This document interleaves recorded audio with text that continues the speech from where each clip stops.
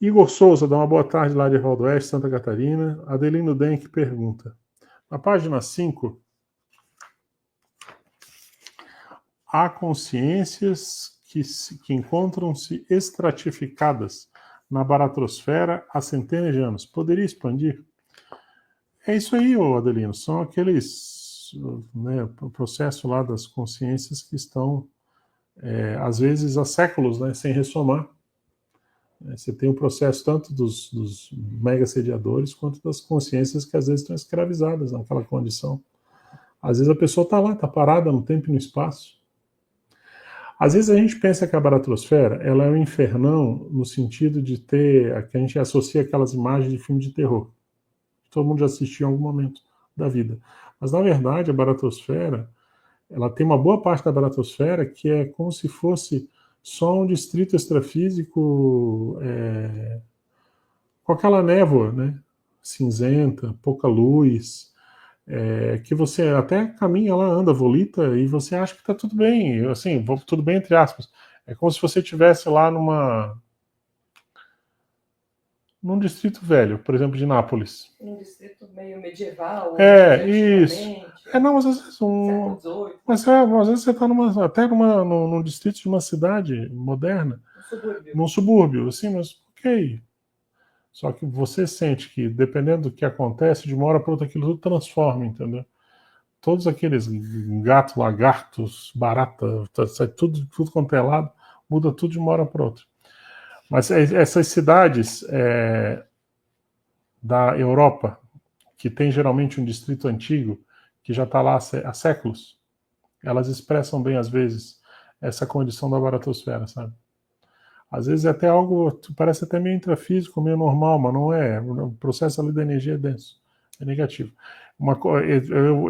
Eu sei que a Fernanda não gosta muito do exemplo, porque ela tem uma raiz em Nápoles e ela é meio apaixonada pela cidade lá. Ela defende lá o pai dela, que ex-pai dela de vidas passadas, que atuou por lá. E ajudou muito a cidade. Mas assim, tu pega aquela parte velha de Nápoles, aquilo ali é terrível. Você vê aquela energia ali incrustada. Mas em tudo quanto é cidade maior da Europa tem a parte velha, a parte antiga.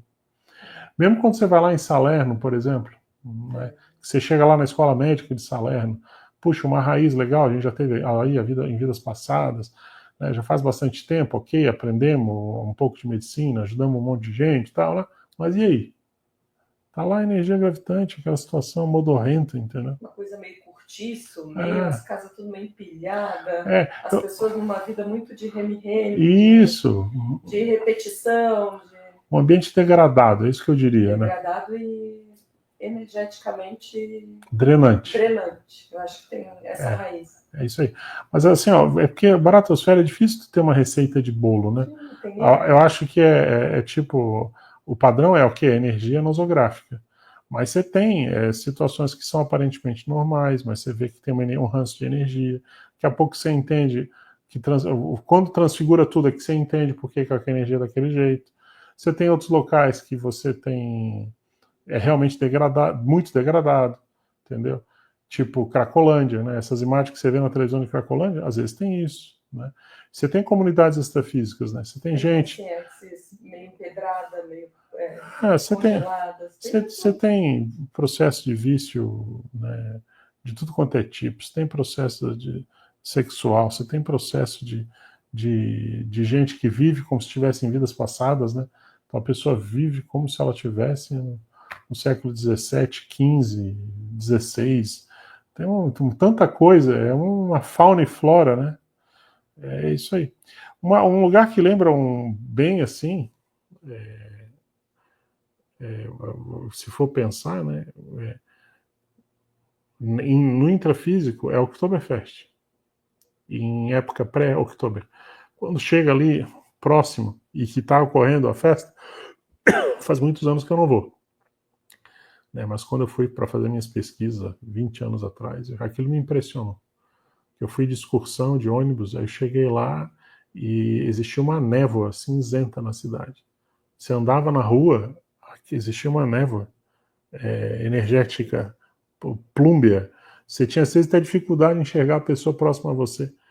E era um monte de gente na rua e jogando cerveja uns nos outros. Era uma É um negócio louco. O que me marcou muito, não sei se está assim ainda, mas imagino que deve estar.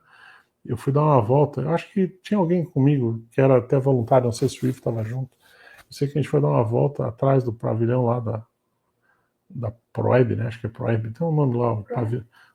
Eu sei que a gente foi dar uma volta atrás, tinha umas barracas de gente tomando soro na veia, glicose, né? Porque tinha bebido demais, mas aí ele não dava conta, então você tinha uma fila de gente, assim, umas 30 pessoas, e todo mundo assim no chão, e era tipo uma rampinha, você tinha o leito da estrada e você tinha tipo um negócio de barro, né, assim, então as pessoas ficavam deitadas, e os colegas ficavam segurando o soro na mão, porque não tinha para dar altura, né, não tinha como onde pendurar o soro. Mas assim, numa cena parecia de guerra, assim, tu olhava assim, de umas 30 pessoas, eu ficava pensando, cara, as pessoas não têm nem ideia, né, do processo de assédio que é isso aí. Mas hoje em dia profissionalizou muito, né? Agora você vê, né? Interessante. Blumenau é a cidade que volta e meia tem enchente, tem um monte de desastre natural. É o processo da urbanização. Tem que limpar. Uma barra pesada aqui tem lá para de tempos em tempos poder dar conta. Não tenha dúvida. Né? É meio lógico isso, né? Para mim é que nem os incêndios lá de Los Angeles. A gente teve lá. Que lugarzinho complicado em termos de energia. Barra pesada. Então, para mim era evidente que isso aí tem que ter. Vai ter que ter, daqui a pouco tem que ter um maremoto, tem que ter tsunami, tem que ter terremoto, tem que ter coisa lá para mexer, para poder limpar. A energia gravitante lá, as loucuras lá, é impressionante que a gente vê lá. Agora deu uma super chuva, né? Isso, vai, tem que acontecer um monte de coisa para limpar lá.